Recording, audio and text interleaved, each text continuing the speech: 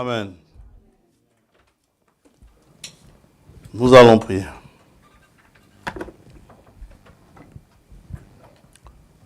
Père Céleste, nous venons à toi pour te demander maintenant que tu nous assistes alors que nous allons ouvrir ce livre et lire. Comme nous le disons toujours, ceux qui ont appris à lire peuvent lire, mais l'interprétation, il n'y a que toi qui la donnes. Aussi, puisses-tu nous donner la bonne interprétation, que cela soit des choses, non pas juste pour le plaisir de connaître, mais que cela nous aide dans l'attente de la venue de notre Seigneur et Sauveur Jésus-Christ, pour que nous puissions bien le recevoir et ainsi répondre au rendez-vous qui nous a fixé là dans les airs. Donne-nous cette foi, Seigneur. Augmente-nous la foi, comme disaient les disciples, pour que lorsque Jésus-Christ viendra, nous ne soyons pas retenus ici sur la terre, que nous puissions aller à sa rencontre dans les airs. Que tu nous aides. Les combats sont difficiles, mais plus c'est difficile, plus cela nous montre combien tu es Dieu et combien tu es tout-puissant. Aussi, nous te remercions pour tout. Éclaire-nous, Père, alors que nous allons lire. Au nom de Jésus-Christ, notre Seigneur, nous t'avons prié. Amen. Nous allons lire dans Apocalypse 19, 11.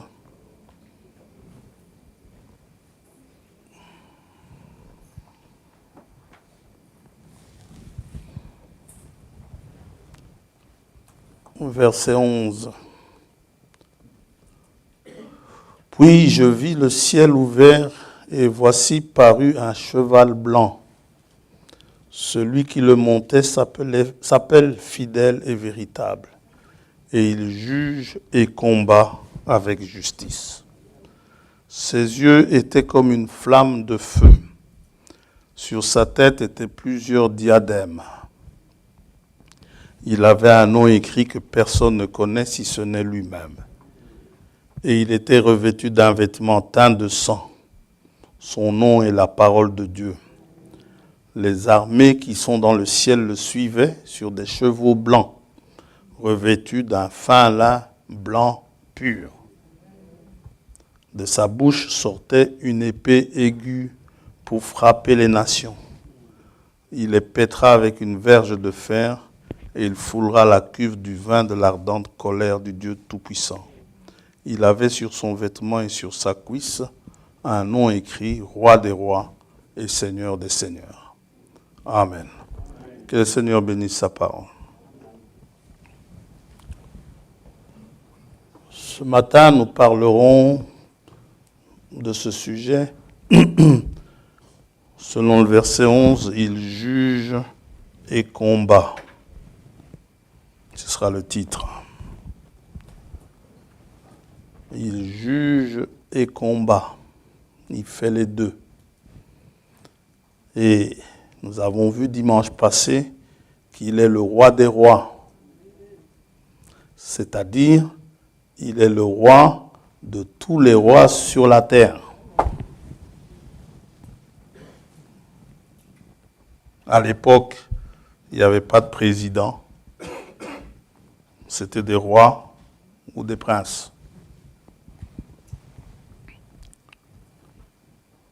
Et dans la vision de Jean, nous savons que Jean a été transporté au jour du Seigneur. N'est-ce pas? Selon Apocalypse, chapitre 1er. Donc ces choses se passent au jour du Seigneur. Apocalypse 1, verset 10. Je fus saisi par l'Esprit au jour du Seigneur, et j'entendis derrière moi une voix forte comme le son d'une trompette. Nous avons vu que le jour du Seigneur commençait à l'enlèvement, n'est-ce pas? À l'enlèvement de l'Église. L'enlèvement, nous le lisons, nous voyons l'enlèvement dans Apocalypse 4, verset 1er. Après cela, je regardai, et voici une porte était ouverte dans le ciel. Ouvrez-vous, porte du ciel, laissez entrer n'est-ce pas, le roi de gloire avec la nation juste. C'est l'enlèvement. Lorsque la porte est ouverte, la nation juste peut entrer. Une fois que la porte est fermée, c'est fermé. Ça va?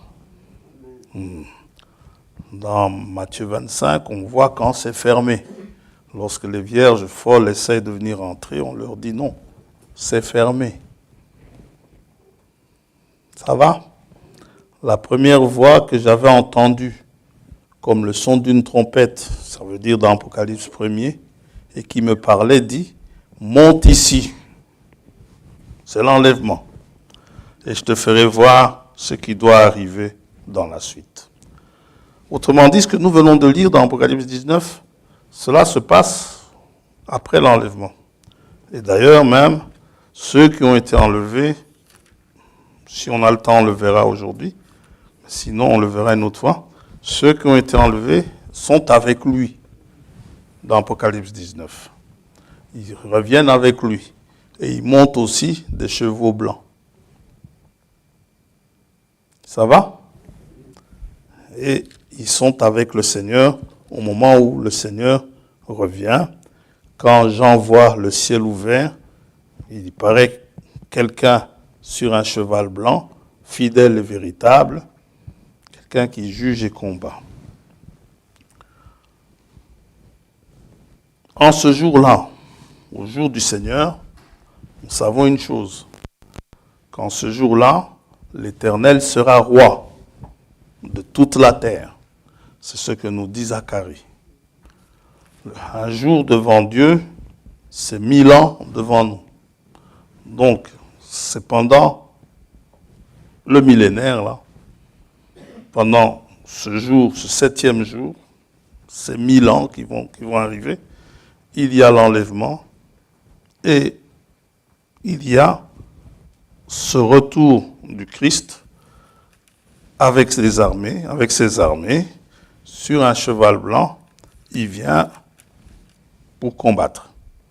Nous n'entrerons pas encore dans le combat en question, mais ce que vous voyez se passer en Russie, en Ukraine, et même un peu les gesticulations du Coréen, toutes ces choses, cette accumulation d'armes, ça ne fait que nous montrer que nous sommes proches du déclenchement de toutes ces choses.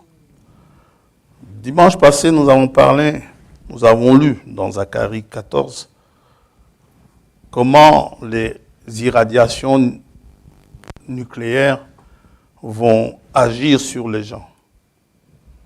Et si vous avez suivi les informations pendant la semaine, vous auriez vu que les Russes, je ne comprends pas comment ils ont commis cette bêtise, ils ont bombardé Tchernobyl, où se trouve une grande centrale nucléaire.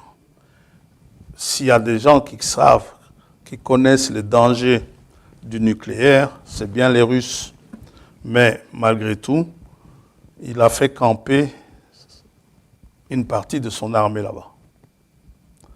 Et ces militaires ont subi des radiations. Et finalement, il les a évacués de là. Et c'est trop tard. C'est trop tard. Mais bon, ça nous montre où en est l'homme. Donc, ces choses montrent que nous ne sommes pas loin de partir, comme nous venons de le lire dans Apocalypse 4.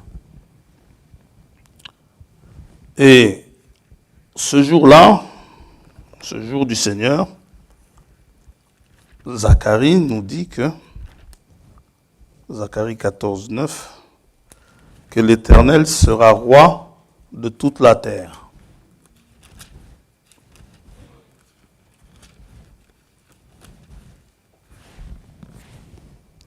Verset 9, l'Éternel sera roi de toute la terre en ce jour-là.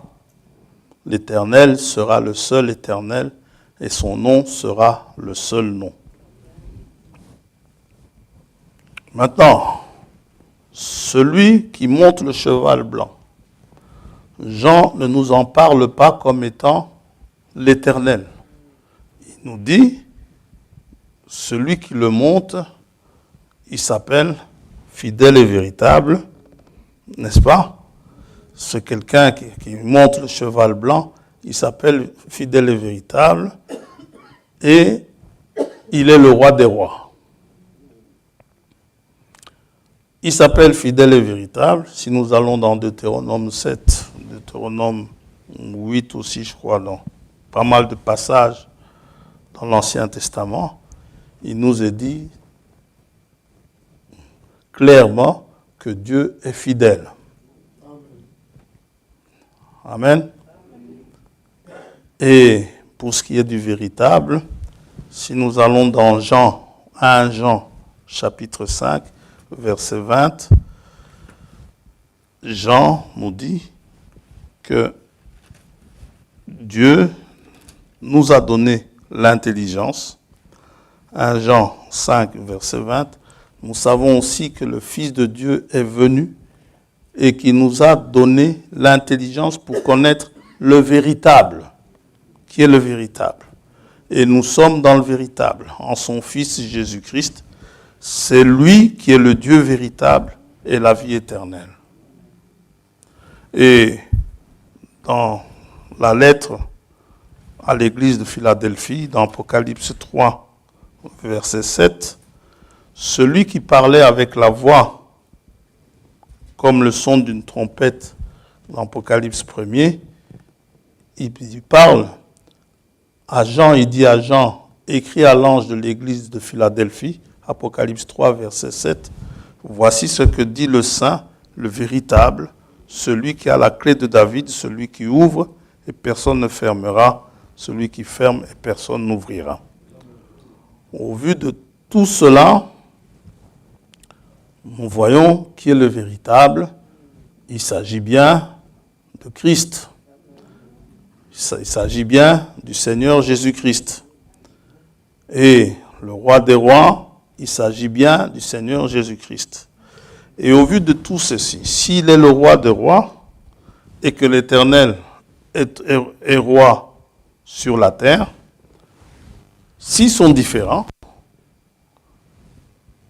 le roi des rois, cela veut dire que Christ serait le roi de l'Éternel, puisqu'il est le roi des rois.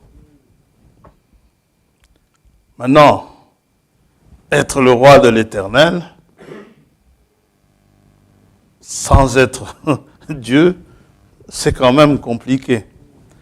Ce qui signifie que, comme on l'a dit dimanche, l'Éternel, le Yahweh de l'Ancien Testament, c'est le Jésus du Nouveau. C'est sans contredit. C'est sans discussion.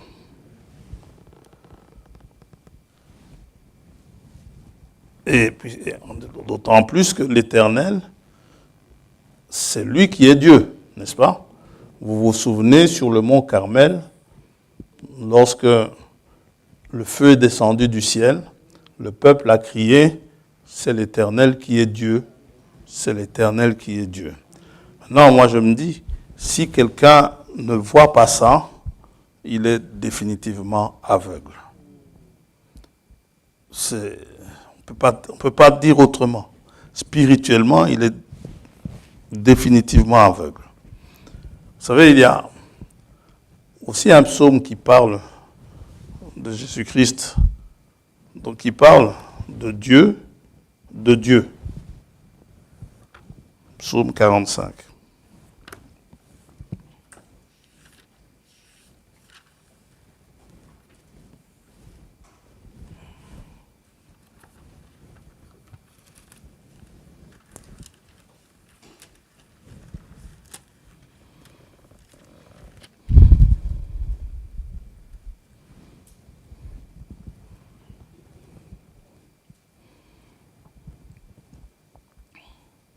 s'agit du Christ, du oint.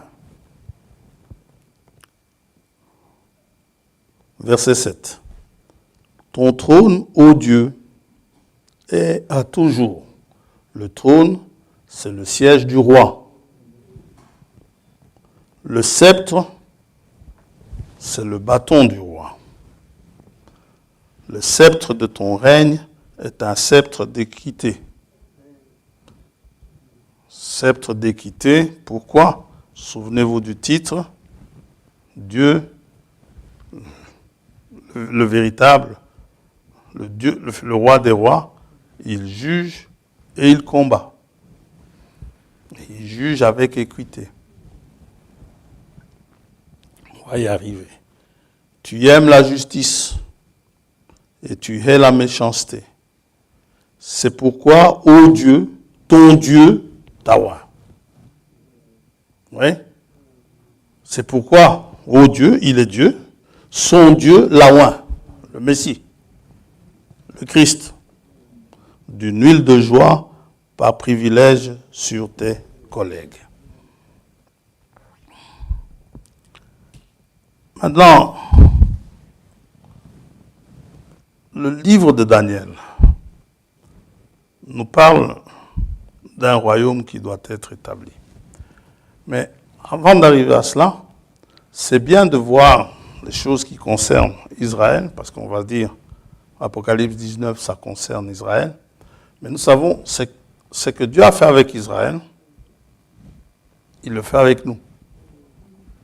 Maintenant, Israël a encore une semaine à traiter avec Dieu dans les 70 semaines qui lui ont été données.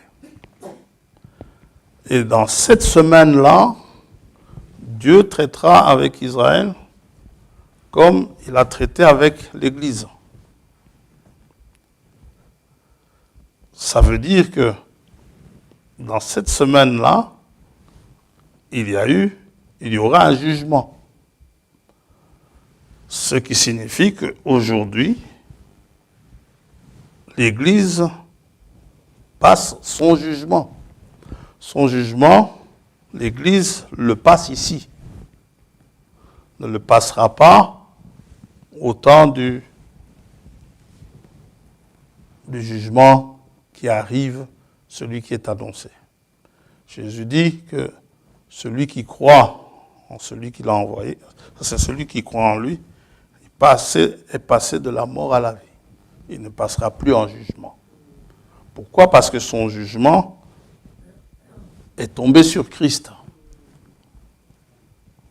Ça va? Alors, nous allons voir un peu ce qui nous concerne aujourd'hui. Parce que cette merveilleuse promesse de partir à l'enlèvement,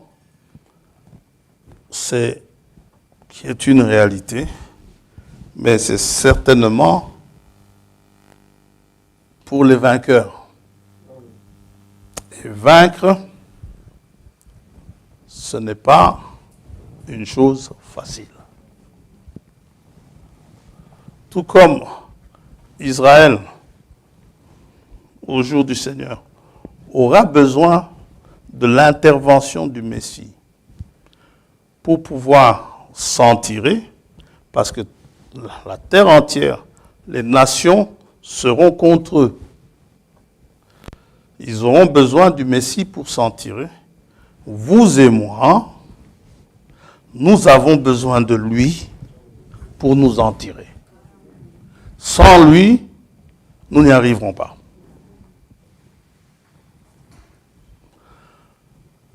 Jean le voit en tant que roi des rois dans Apocalypse 19, mais en ce qui concerne les croyants d'aujourd'hui, en tout cas en ce qui me concerne moi, pour moi, il est déjà le roi des rois. Ça veut dire, je vis en Belgique, qui est un royaume. Philippe est roi ici en Belgique. Mon Dieu passe avant Philippe. Je ne peux pas mettre Philippe devant Dieu, où que je suis, où que je sois. Je peux être au Congo, je peux être aux États-Unis, je peux être en Russie. Mon roi, c'est le roi des rois. Il est le roi de ces présidents-là, de ces pays-là que je viens de citer. Il est le roi des rois d'Élisabeth II en Angleterre. Il est son roi. Si Élisabeth II ou le roi ou le président du pays dans lequel je vis me demande ou m'ordonne de faire quelque chose de contraire à ce que mon roi me dit, n'oublions pas, on l'a lu tout à l'heure, le roi, il est aussi la parole de Dieu. C'est que la parole de Dieu me dit, il n'y a aucun président, aucun roi qui peut me dire le contraire. D'abord, lui. Vous allez me dire, mais frère François, mais si c'est décidé, la Bible dit respectez vos autorités. Oui, je respecte les autorités, mais j'obéis d'abord à Dieu. Et il n'y a pas d'excuse à ça. Pourquoi? Parce qu'il y a des enfants de Dieu qui sont passés par là. Ne venez pas me dire, oui, mais c'était un ordre qui est venu d'en haut. Je me fiche des ordres qui viennent d'en haut. Le véritable ordre d'en haut, c'est la Bible.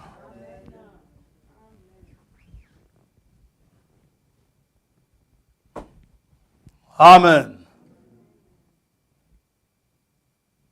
On peut dire tout ce qu'on veut.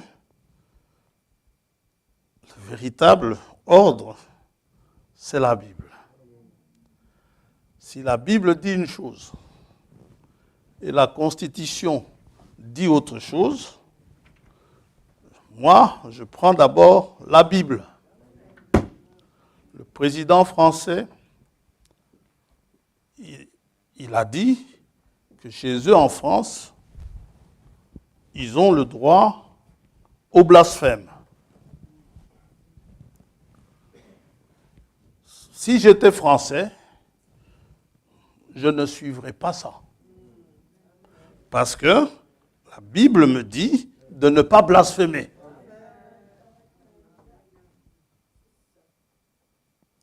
Sur ce point-là, il peut se faire élire.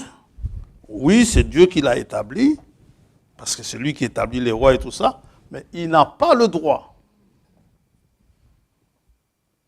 de dire aux gens que vous pouvez blasphémer.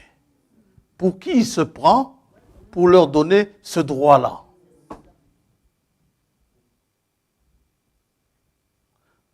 S'il est sauvé, il est sauvé par grâce comme moi. Ce n'est pas parce qu'il était premier de classe, non. Et si je ne fais pas ça, au jour du jugement, j'en aurai 3 ou 4 au moins qui vont témoigner contre moi. Parce que, une fois à Babylone, un ordre est sorti. Comme quoi, dès qu'on joue de la musique, la cornemuse, psalterion, je ne connais pas ces instruments-là, mais dès que c'est joué, une chose, tout le monde devait s'incliner.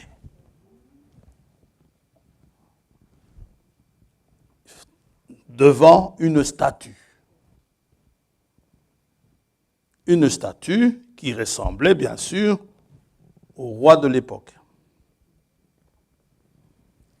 Et vous savez, cet ordre qui est sorti, dans Daniel 3, le roi Nebuchadnezzar fit une statue d'or haute de 60 coudées, 30 mètres, et large de 6 coudées, 3 mètres. Il l'adressa dans la vallée de Doura, dans la province de Babylone. Vous savez, les dictateurs, ils ont ceci de commun. Toujours faire de grandes choses. Un jour, de grandes choses faites de main d'homme. Hein? Un jour, on m'a envoyé sur WhatsApp des photos des tombes de présidents, de différents présidents dans le monde. Alors, vous avez des grands présidents comme Abraham Lincoln. Vous passez devant sa tombe qui est juste une pierre qui ne ressemble en rien, qui n'est pas nécessairement différente de la tombe qui est à côté. Même chose pour Kennedy. On montre la pierre tombale. Alors, à côté de ça, les tombes des présidents africains. C'est terrible. Hein? Le mausolée de l'ancien Ghanéen, Kwame Nkrumah, mais c'est tout un château pour un mort.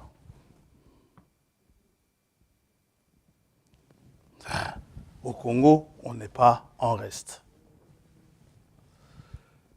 Et souvent, ce sont des choses qui viennent des collaborateurs, les flatteurs, qui vous poussent à adorer le président ou le roi. C'est un peu ce qui s'est passé à Babylone. Le roi il fait faire, une grande statue. Alors, il convoque ses collaborateurs. Verset 2, chapitre 3, le roi Nebuchadnezzar fit convoquer les satrapes, les intendants et les gouverneurs, les conseillers, oh là là, tous des flatteurs, les trésoriers, les jurisconsultes, les juges et tous les magistrats des provinces pour qu'ils se rendent à la dédicace de la statue qu'avait élevée le roi Nebuchadnezzar. Vous savez, pour ce jour-là, parce qu'il a fait faire une statue pour lui, on peut même donner congé aux gens. Congé payé. Férié et payé. Alors les satrapes, les intendants et les gouverneurs, je connais un président, j'en ai connu un, dont la photo circulait dans les nuages, sur les nuées, au rythme d'une chanson qu'on appelait animation. Les gens ne se rendaient pas compte que c'était une idolâtrie. Et alors, tout Babylone va tomber dans le panneau. Même les Juifs qui ont été amenés captifs.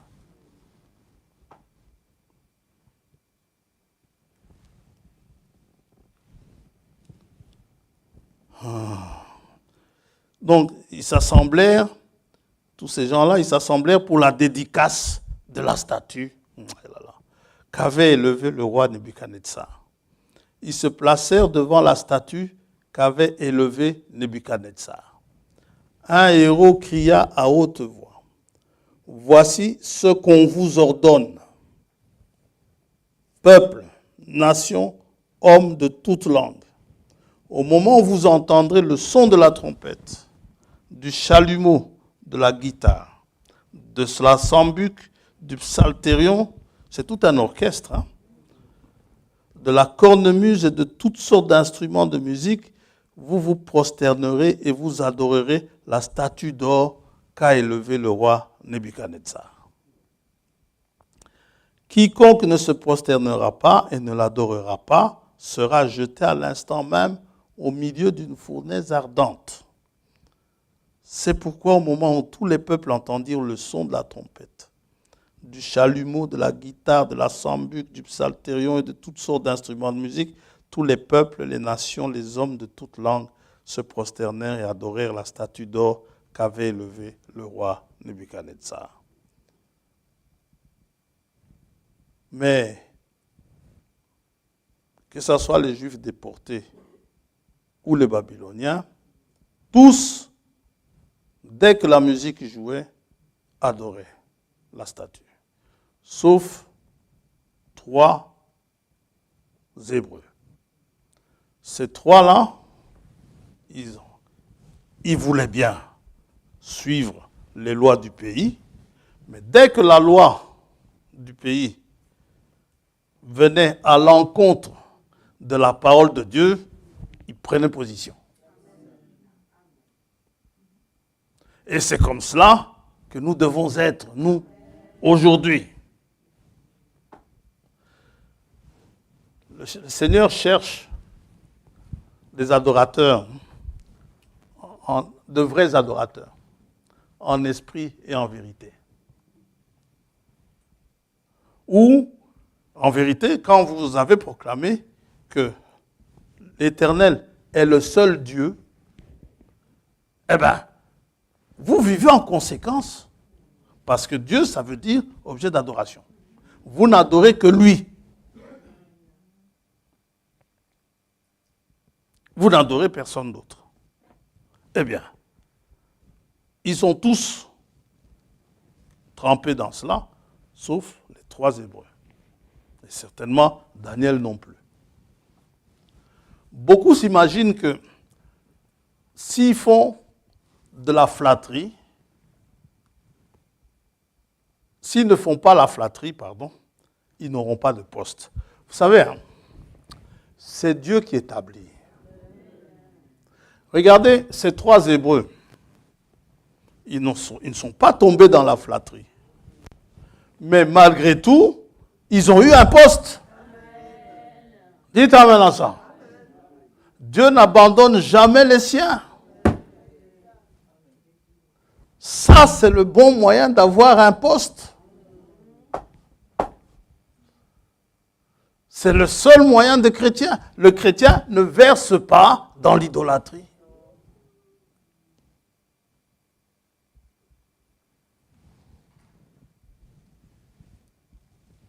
Gloire à Dieu.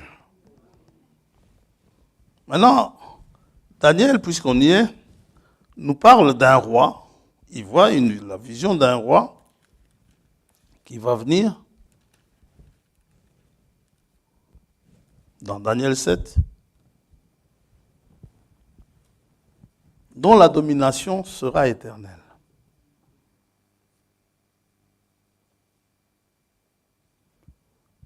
Un roi glorieux.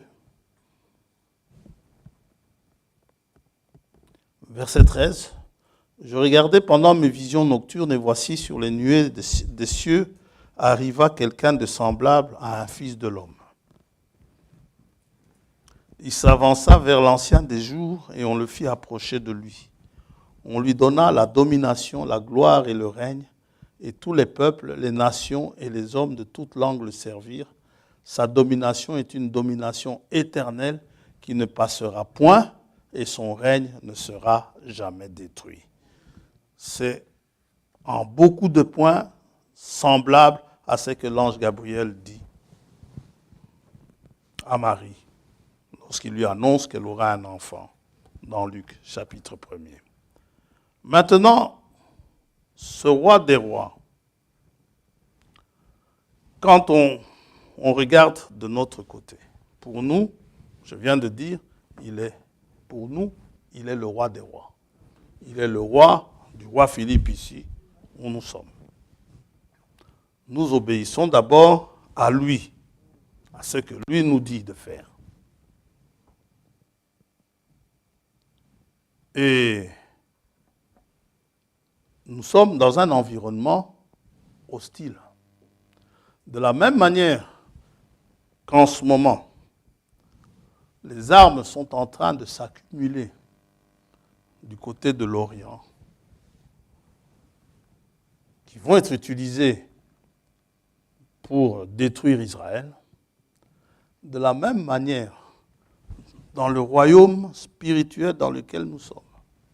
Parce que Jésus a dit dans Luc 17, verset 21, que le royaume des cieux ne vient pas de manière à frapper les regards, qu'il est au milieu de nous.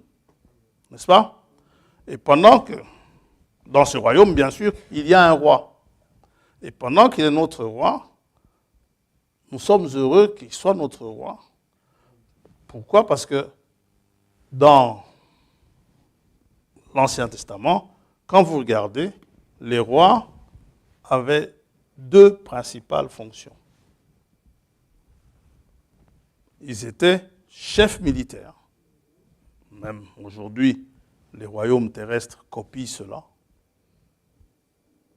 Ils étaient chefs militaires et ils étaient aussi juges suprêmes. Ça va? Et dans notre royaume, pour nos combats, notre général d'armée, notre chef militaire, c'est le roi des rois. C'est Christ. Le combat que nous avons à lutter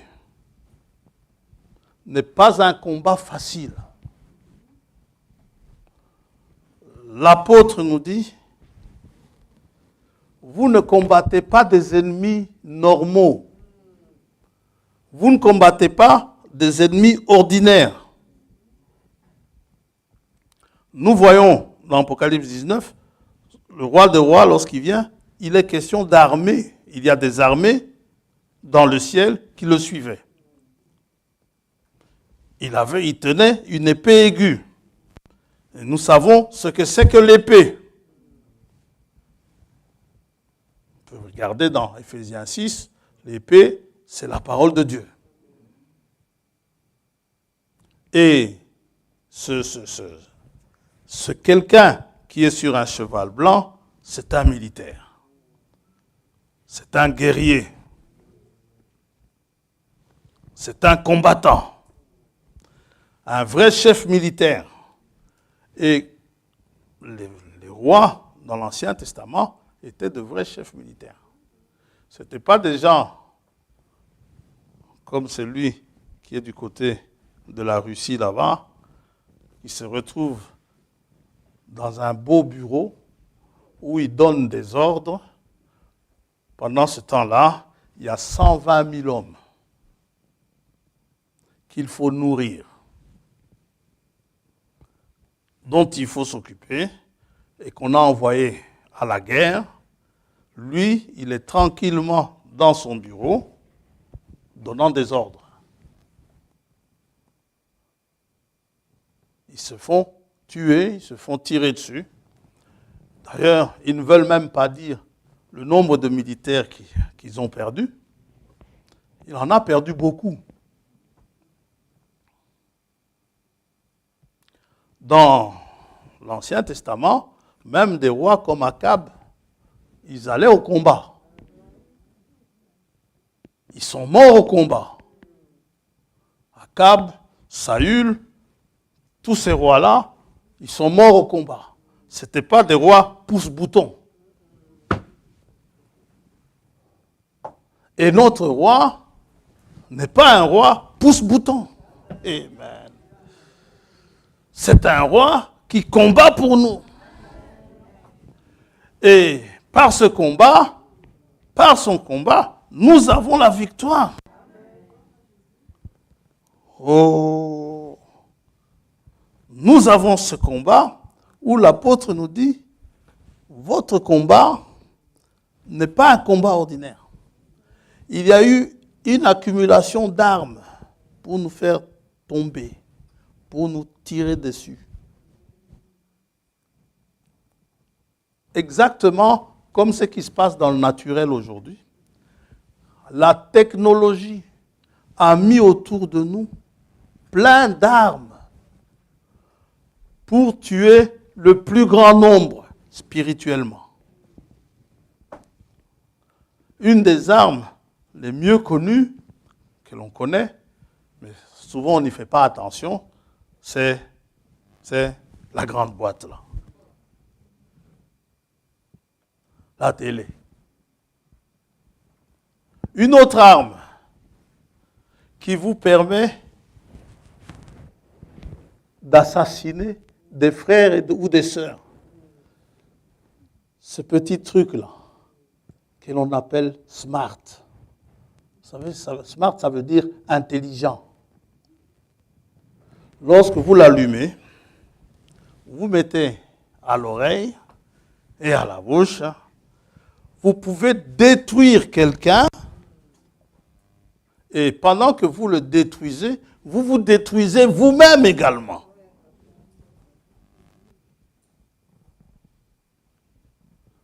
Que Satan a mis à notre disposition. Vous savez, même dans le monde, ça fait des dégâts.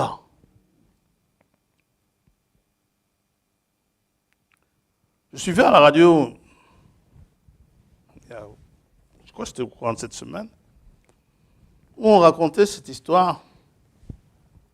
Une maman s'est plainte, sa fille se faisait harceler. Vous savez, quand les élèves vont à la piscine, dans son école, au lieu d'interdire pendant le temps de la classe, au lieu d'interdire l'usage des appareils, peut-être que c'était interdit, mais il y en a une qui a eu quand même l'idée d'amener son smart jusqu'à la piscine. Les filles vont s'habiller de leur côté, les garçons de leur. Alors, celle qui avait son smart a photographié une d'entre elles, donc la fille de la maman là. L'autre ne sachant même pas qu'on l'a photographiée. Quelques jours plus tard, la photo est sortie sur les réseaux sociaux. Ça a détruit cet enfant.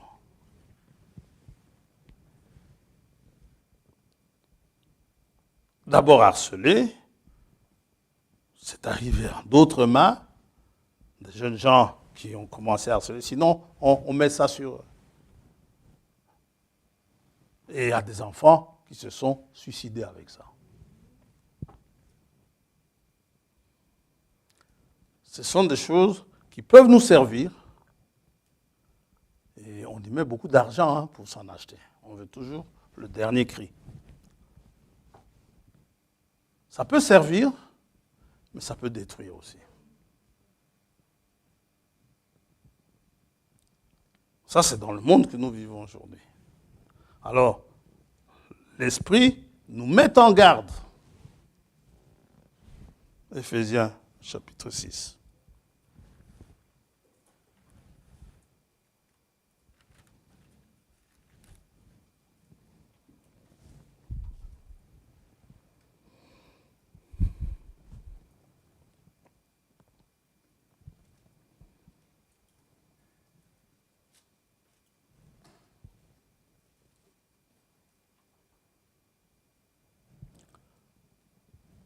Verset 11.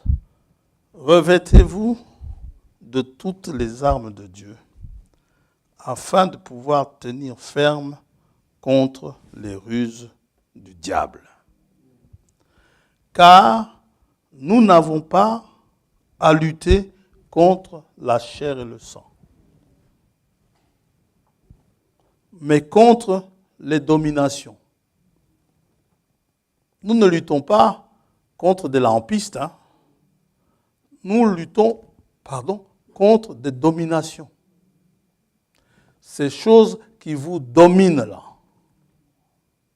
Où Ésaïe dit, d'autres maîtres que toi ont dominé sur nous avant.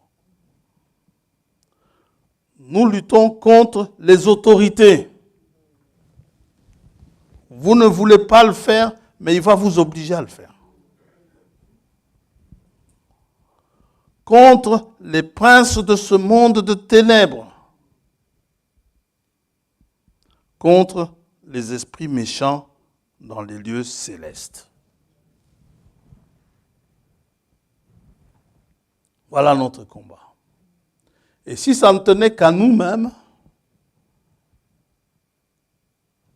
nous serions vaincus. Nous n'avons aucune chance de nous en sortir.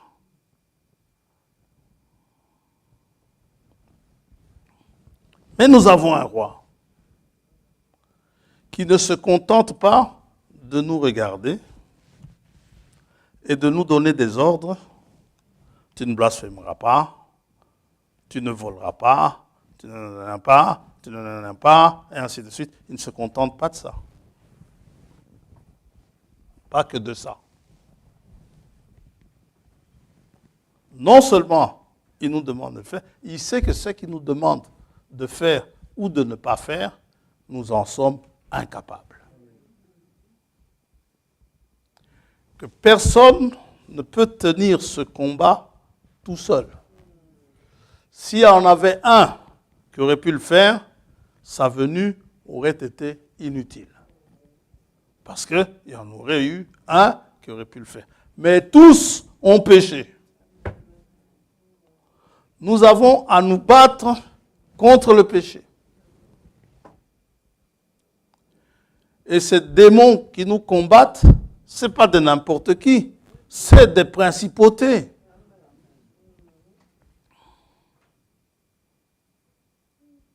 C'est dire que vous n'êtes pas non plus n'importe qui. Mais qu'est-ce qui se passe? Il y a notre roi qui combat pour nous. Et non seulement il combat pour nous, je dirais même qu'il a combattu pour nous. Et il dit ceci, Paul dit ceci aux Colossiens, Colossiens chapitre 1er,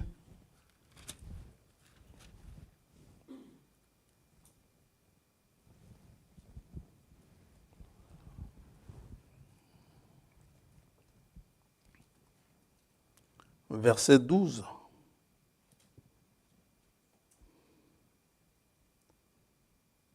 Rendez grâce au Père qui vous a rendu capable d'avoir part à l'héritage des saints dans la lumière.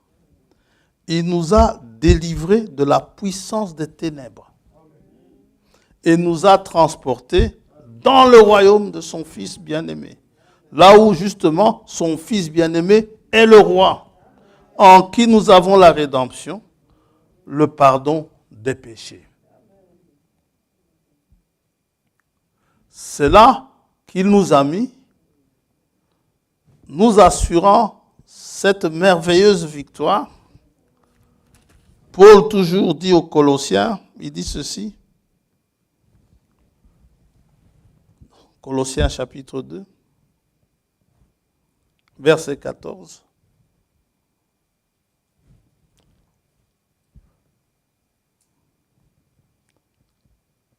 Il a effacé l'acte dont les ordonnances nous condamnaient et qui subsistait contre nous, et il l'a éliminé en le clouant à la croix.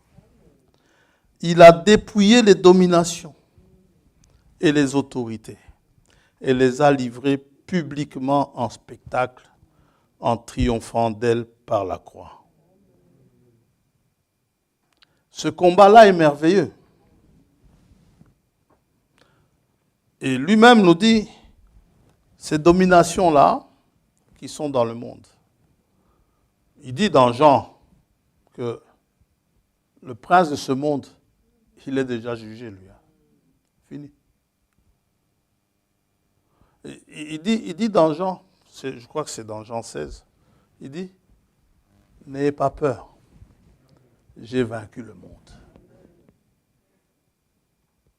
La victoire, elle est assurée.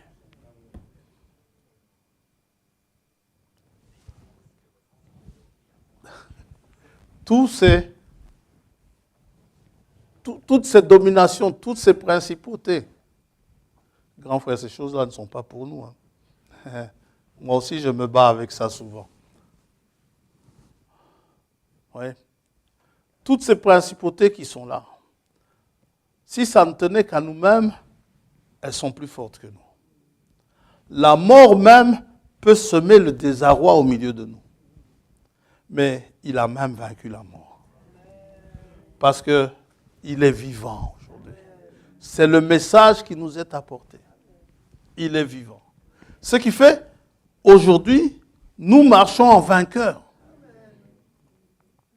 C'est pourquoi, lorsque nous en avons l'occasion, nous lui rendons grâce. Satan peut faire beaucoup de bruit, mais nous sommes plus que vainqueurs. Shadrach, Meshach, Abednego, quand ils ont dû combattre, on a essayé de les intimider.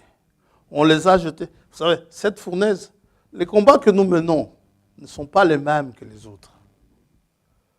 Pour Shadrach, Abednego et Meshach, lisez bien dans Daniel 3, lisez bien, vous allez voir que la fournaise a été chauffée plus que d'habitude. Donc, pour le commun des mortels dans la rue, se chauffer à une certaine température. Mais pour les Shadrach, les Meshach, les Abednego, c'est chauffer 7 fois plus. À tel point que les bourreaux eux-mêmes ne savent pas supporter ça. Ils en meurent. Quand on vous dit qu'un chrétien est un extraterrestre, là où quelqu'un d'ordinaire, son frère va me dire, je ne sais pas ce que je ferais si je ne connaissais pas Dieu. Parce que après avoir subi tout ce que tu as subi, continuer à marcher sur cette terre, il faut être costaud. Hein? Votre combat n'est pas le même que ceux de l'extérieur. Pour eux, c'est supportable. Quand les disciples doivent traverser la mer pour aller là où Jésus leur demande d'aller, la tempête qui se lève n'est pas une tempête ordinaire. Quand Christ est dans la barque, la tempête, l'eau qui entre dans la barque, ce n'est pas une tempête ordinaire. Ou des pêcheurs, des gens qui manient bien la barque, c'était d'ailleurs même la barque de l'un d'entre eux, ils s'y connaissaient, mais sans lui, ils auraient coulé.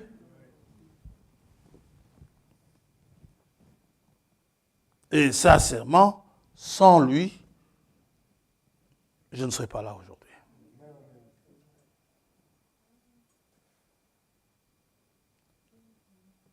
Ou lorsque vous passez par des situations compliquées,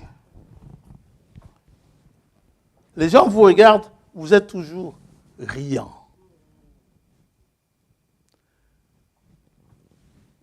Cherchant toujours un mot pour rire. Il y en a qui s'imaginent que vous n'avez jamais de problème. Ils s'imaginent que vous ne pleurez jamais. Mais si je tiens le coup, c'est parce que j'ai quelqu'un qui me tient dans sa main.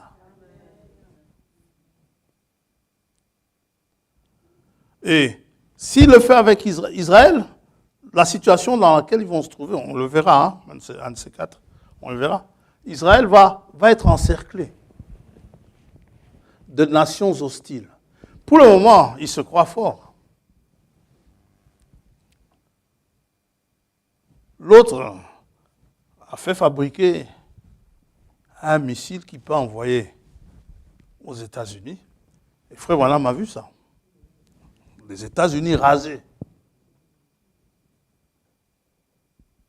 Donc, il a déjà fabriqué un missile qui peut envoyer et détruire le territoire entier des États-Unis. Et après cela, il va se tourner contre Israël. Je peux vous montrer là tout de suite. Vous pouvez aller lire dans Jérémie 50. Vous allez voir l'attaque que subira Jérusalem, que subira Israël, oui, Jérusalem, viendra du nord. Et le nord, c'est la Russie.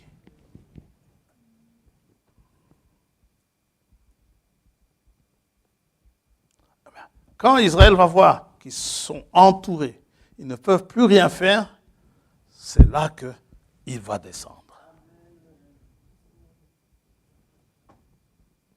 Il va descendre. Et ce qui est bien, c'est que Jésus a dit, il dit à Abraham, il dit, tes descendants, ils seront esclaves dans un pays étranger. Mais après 4 générations, après 400 ans, je les délivrerai.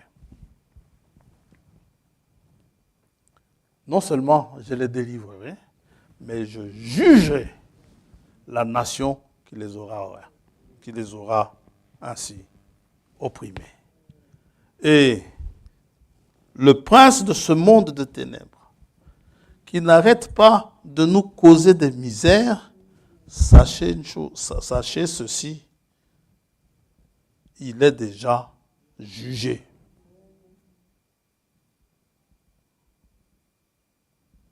Celui-là même qui nous fait remplir nos cimetières ici, en nous envoyant des bizarreries. Celui-là même qui nous donne des abonnements aux hôpitaux. Jésus dit, il est déjà jugé.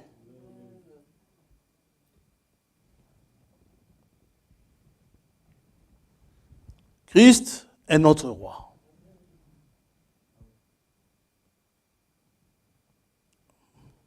Il est plus grand que Salomon. Il dit, il y a ici plus que Salomon. Dans Matthieu 12, verset 42. Il dit, toujours dans Matthieu 12, il dit de Jonas qu'il est plus que Jonas. Ça veut dire que Jonas est resté 3 jours et 3 nuits dans le ventre du poisson. Jonas est mort. 3 jours et 3 nuits dans le ventre du poisson. Je ne sais pas comment vous pouvez survivre à cela. Et quand Jonas est vomi par le poisson,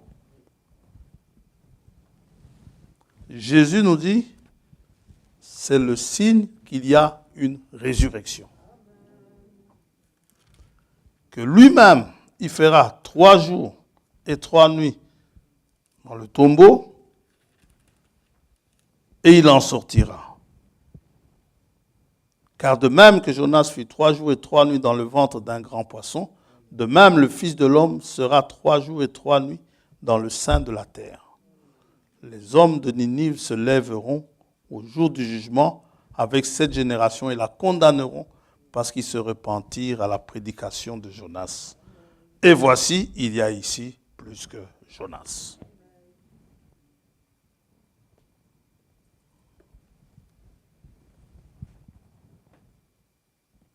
Je suis heureux de le servir, d'être avec, vous savez, il n'est pas seul, il est accompagné de ses armées. Il est accompagné, continuez à lire, il viendra avec ses saints. Qui sont ces saints? Éphésiens, chapitre 1er, nous dit qui sont ces saints. Lisez dans Apocalypse 19, il viendra avec ses saints. Qui sont ces saints-là? Éphésiens, chapitre 1er, verset 4. En lui, Dieu nous a élus avant la fondation du monde pour que nous soyons saints et irréprochables devant lui. Voici ses saints. Et ils viendront avec lui. Et ils viendront combattre les nations. Et les nations qui combattront Israël seront jugées.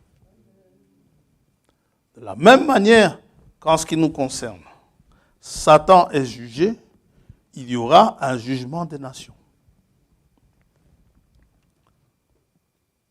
Le roi, pour terminer, est aussi le juge suprême. Dieu demande à Salomon, qu'est-ce que tu veux? Vous savez, nous avons un Dieu à qui nous pouvons demander ce que nous voulons. Même si ça n'existe pas la chose, on peut lui demander. Et il est plus que capable de nous la donner. Si vous lui demandez un hélicoptère, il ne vous le donnera pas. Vous savez pourquoi? Parce que tel qu'il vous a fait, vous êtes capable de vous déplacer sans hélicoptère. Comment ça, frère? Vous savez, Philippe, l'évangéliste Philippe, il n'a pas eu besoin d'hélicoptère pour rejoindre l'eunuque éthiopien dans le désert, le baptiser et puis partir. Il n'a pas eu besoin d'hélicoptère. Vous n'en aurez pas besoin. Vous savez, dans ce royaume-là, on peut habiter 2000 kilomètres l'un de l'autre. Si j'ai envie de vous voir, je serai chez vous dans la minute même. Yes!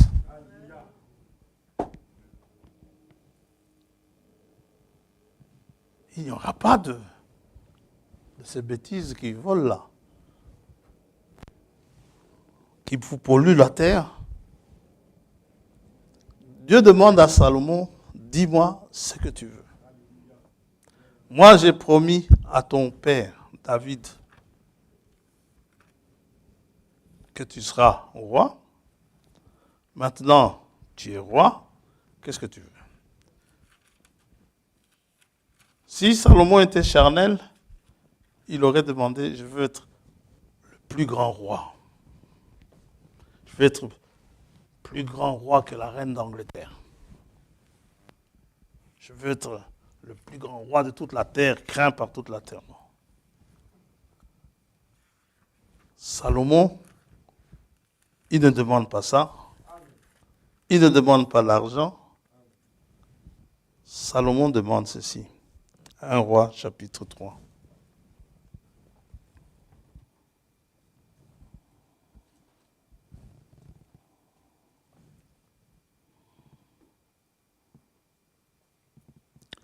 Un roi est juge. Et Salomon vient de passer roi.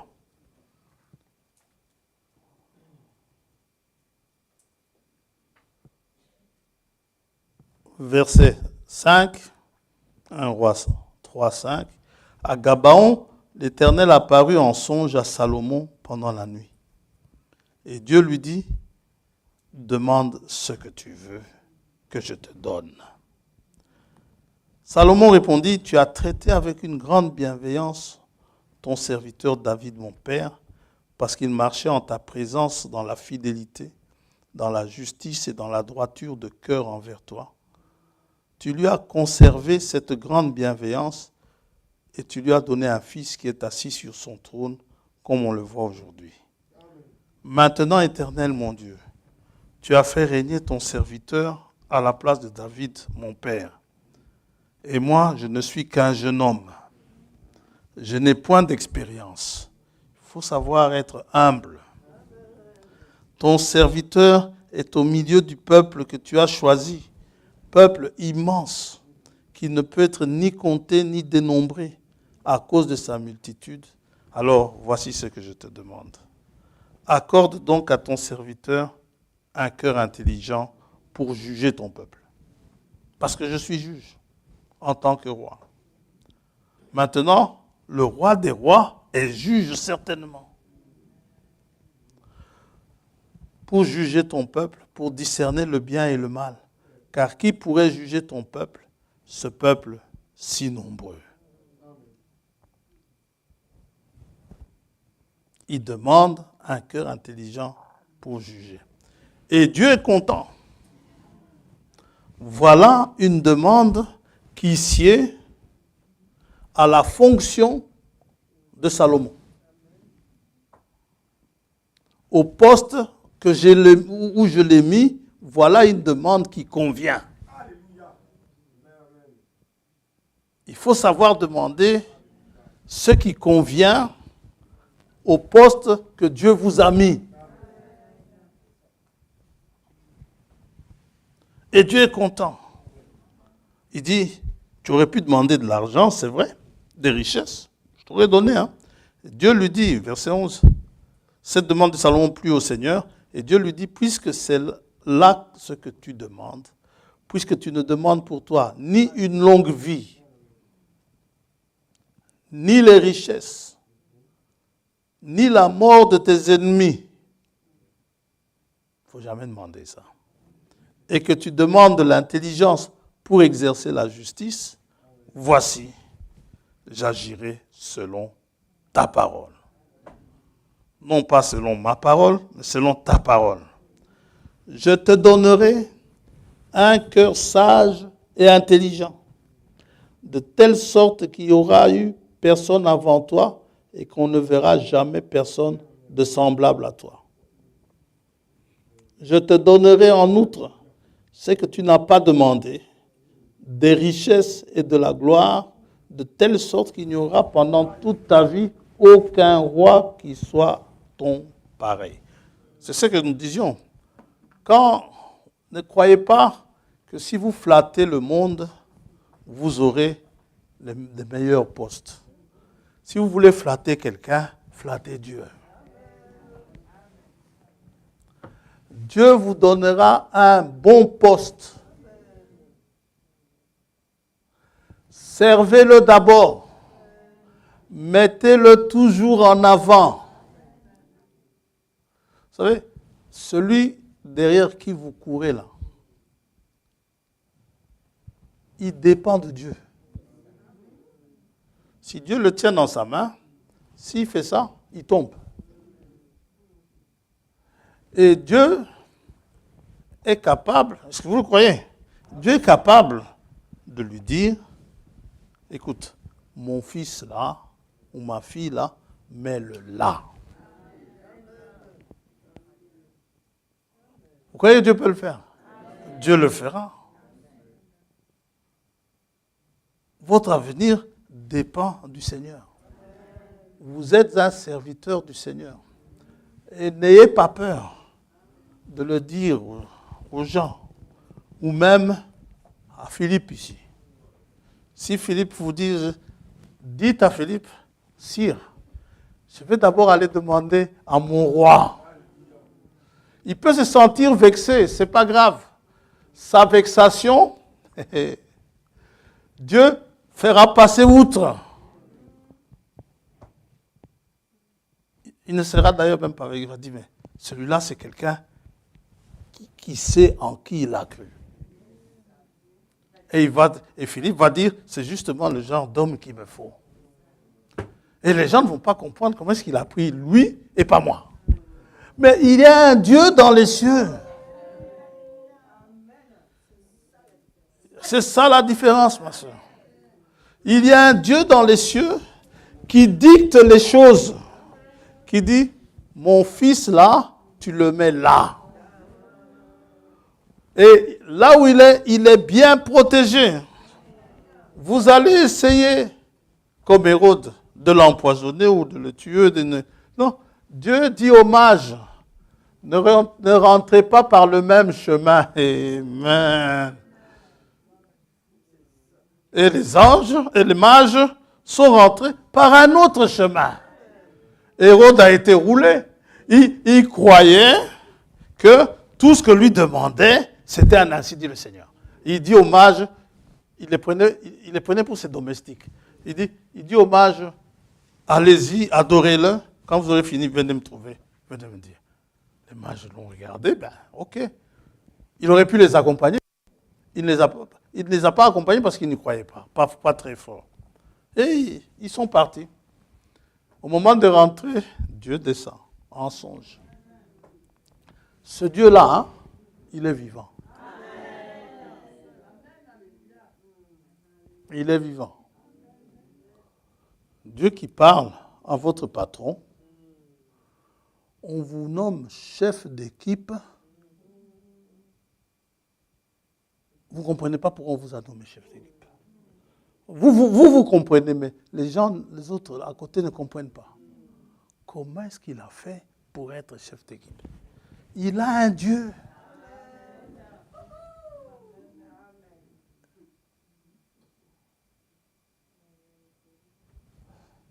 Oui. Ah. Dieu dit à Salomon, j'aime ça, Salomon sévère. Vous savez, quand Dieu lui dit, ça n'a pas duré, hein, ça n'a pas fait longtemps, ces deux femmes-là sont venues. Avec le bébé vivant, le mort, je crois, ils l'ont laissé. Ces deux femmes qui se disputent le bébé vivant. Ah, c'est le mien. Ah non, c'est le mien. Ah, j'aime ça. Je vois Salomon se lever. Apportez-moi une épée. Et il était sérieux. On apporte une épée. Qu'est-ce qu'il va faire? Allez, l'une dit que c'est son bébé, l'autre dit que c'est son bébé. Il n'y a pas de test ADN à faire. Allez, mettez-moi ce bébé-là, je vais le couper en deux. Chacune prendra la moitié. Et l'affaire sera clôturée. La fausse maman a dit, oui, comme cela, nous allons le rater toutes les deux. Amen. L'autre dit, ah, mon bébé coupé en deux. Non, non, non. Si c'est comme ça, sire, prenez le bébé, donnez-le lui.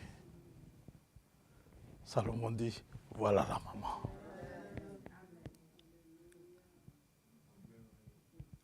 Voilà la maman. Ce Dieu-là de Salomon, puisqu'il est le roi des rois, il est le roi de Salomon, il est toujours là aujourd'hui.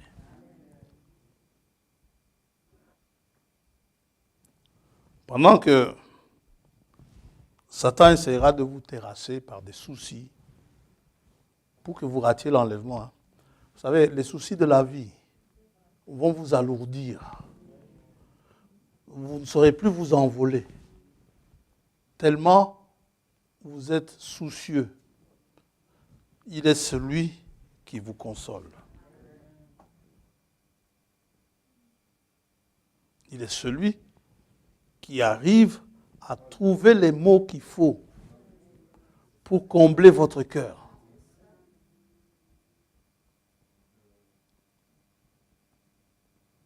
Vous allez voir, vous allez rendre visite au frère François. Je ne crois pas que le frère François va tenir le coup. Mais 5 ans après, il est toujours là. Yes. Tu as tenu 5 ans, frère.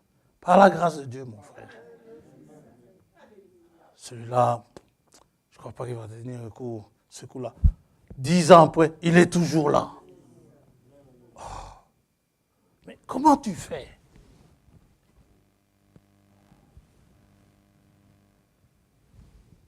Et Satan, pour toutes mes aventures, pour tous les soucis qu'il m'a donnés, pour tous les problèmes qu'il m'a causés, Jésus l'a jugé. Vous savez, pendant le millénium, ce type-là, il sera lié pendant 1000 ans.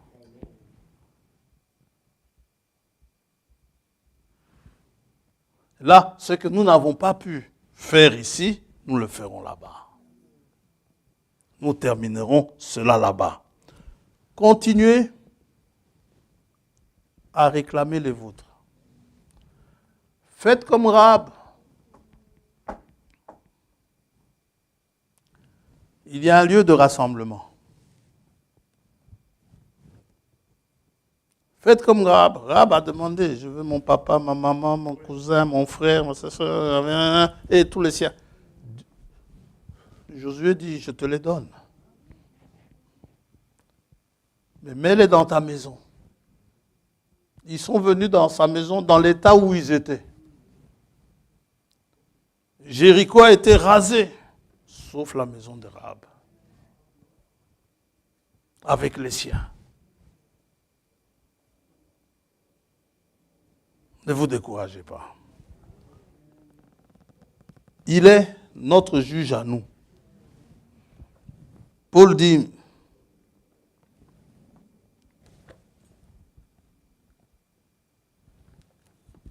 dans 2 Timothée 4,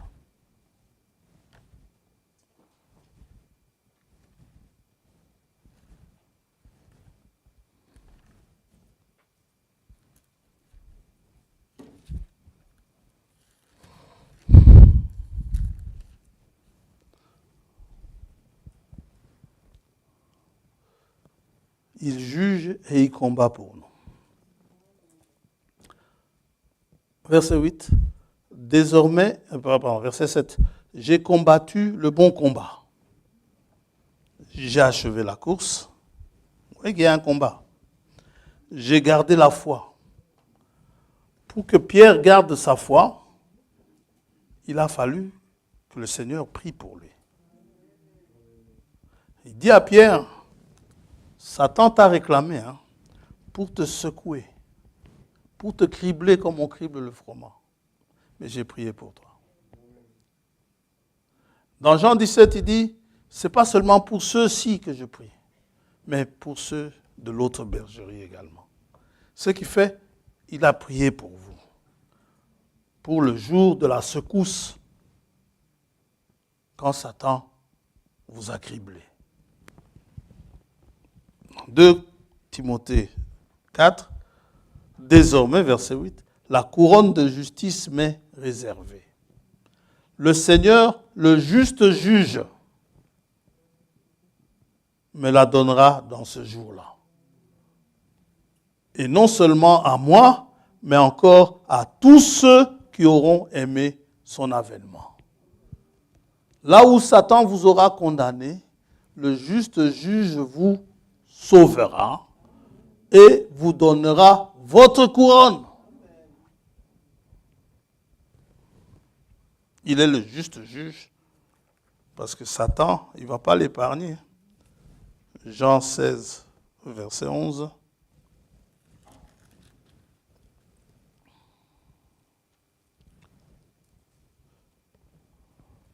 Pour bien comprendre, verset 8. Quand il sera venu, le consolateur, il convaincra le monde en ce qui concerne le péché, la justice et le jugement. En ce qui concerne le péché, parce qu'il ne croit pas en moi. La justice, parce que je vais au Père et que vous ne me verrez plus. Le jugement, parce que le prince de ce monde est jugé pour tout le mal qu'il vous a fait. Le prince de ce monde est jugé pour tout le mal que Pharaon a fait à Israël. L'Égypte a été jugée avec ses dieux. Les dieux d'Égypte, ils ont été jugés. En ce qui nous concerne, sa parole est notre juge. C'est sa parole qui nous dit si nous avons fauté ou pas. Jean 12.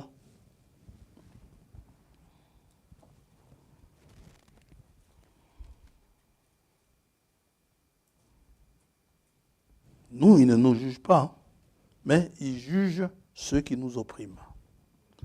Verset 47. Il dit, si quelqu'un entend mes paroles et ne les garde point, ce n'est pas moi qui le juge. Car je suis venu non pour juger le monde, mais pour sauver le monde. Celui qui me rejette et qui ne reçoit pas mes paroles a son juge. La parole que j'ai annoncée, c'est elle qui le jugera au dernier jour. Amen. Et cette parole, c'est aussi le sceptre, son bâton de roi, comme il nous est dit dans Ésaïe 11, verset 4. C'est sa parole.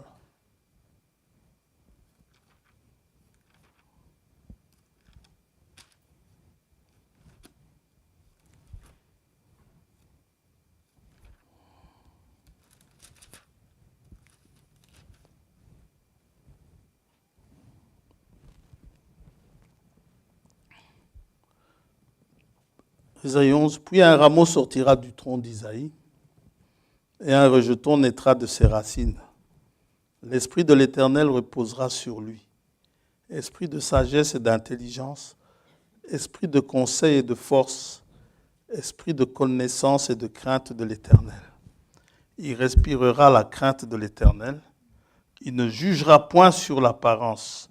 Il ne prononcera point sur un oui-dire, mais il jugera les pauvres avec équité. Et il prononcera avec droiture un jugement sur les malheureux. Il frappera la terre de sa parole comme d'une verge. Il pètera les nations avec une verge de fer, qui est sa parole. Et du souffle de ses lèvres, il fera mourir le méchant. La justice sera la ceinture de ses flancs et la fidélité la ceinture de ses reins.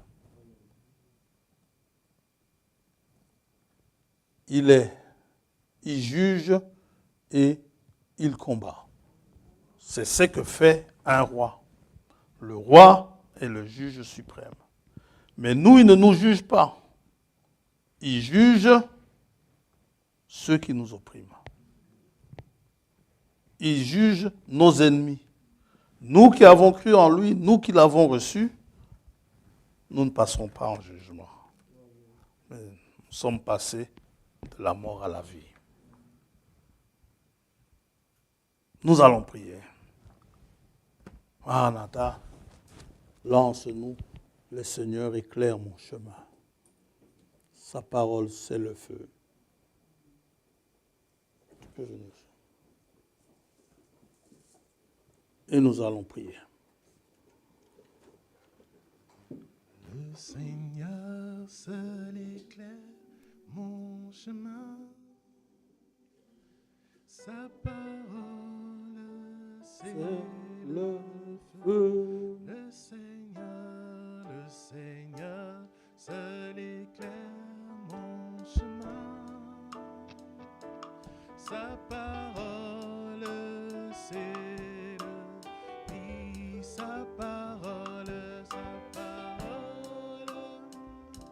sa parole, sa parole, c'est oui, sa parole, sa parole, sa parole, c'est oui, bénissons le Seigneur notre Dieu. Il reviendra pour nous chercher. Bénissons le Seigneur notre Dieu. Il reviendra pour nous. Il reviendra. Il reviendra. Il reviendra. Viendra pour nous chercher. Il reviendra. Il reviendra. Il reviendra. Viendra pour nous. Oui, il reviendra. Il reviendra. Il reviendra. Viendra pour nous. Oui, il reviendra.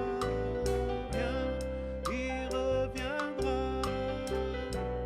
Il reviendra. Il reviendra.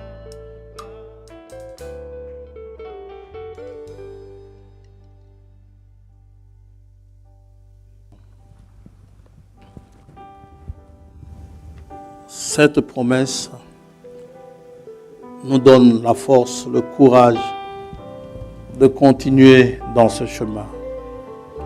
C'est un chemin tortueux. C'est un chemin plein de cailloux, de nids de poules, toutes sortes de ces choses. Mais quand nous savons qu'au bout du chemin, nous serons à la rencontre de notre bien-aimé Seigneur et Sauveur, cela nous donne la force de continuer. Et nous ne le faisons pas comme subissant, mais nous le faisons avec joie. Et plus nous avançons, plus nous voyons les jours avancer, plus nous voyons les prophéties s'accomplir, plus nos cœurs s'apaisent. Après avoir été dans l'angoisse,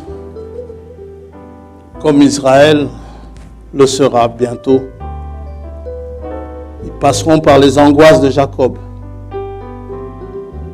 par les douleurs de l'enfantement. Mais au bout du chemin, le Seigneur descendra, posera ses pieds au mont des Oliviers.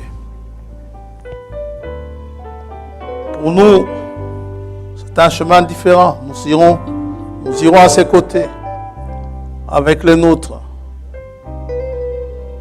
qui sont tombés en chemin. Lui, il est capable de leur redonner la vie et pouvoir ainsi nous remettre tous ensemble, comme disait l'apôtre. Tes promesses, elles sont encourageantes. Tes promesses, elles sont vivifiantes. Et nous t'en remercions.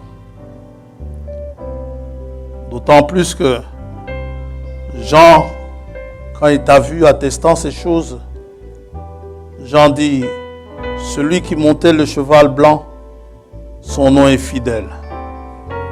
Tu es fidèle dans tes promesses, Seigneur. Tous ceux qui se confient en toi ne seront jamais confondus. Ceux d'autrefois qui ont marché avec toi n'ont pas été confondus.